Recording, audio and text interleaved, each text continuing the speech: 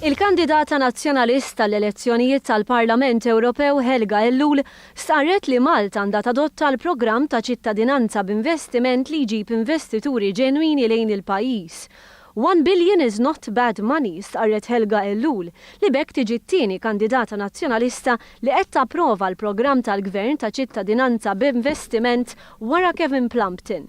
F'intervista mal-Gazzetta The Malta Independent, Helga Ellul tgħid li l-programm se jġib investiment massiġġ lejn Malta u wieħed għandu jqis b'mod tajjeb kif se jinvestih.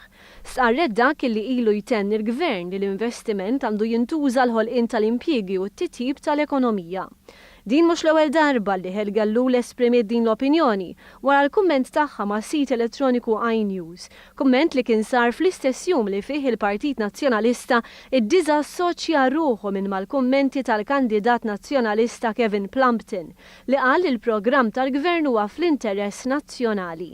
Issa Helga Ellul qed tisħaq li l-unika riżorsa li għandu pajjiżna hija dik umana u Malta għandha l-potenzjal issir waħda mill-iktar ekonomiji b'saħħithom minkejja ċokon tal-pajjiż.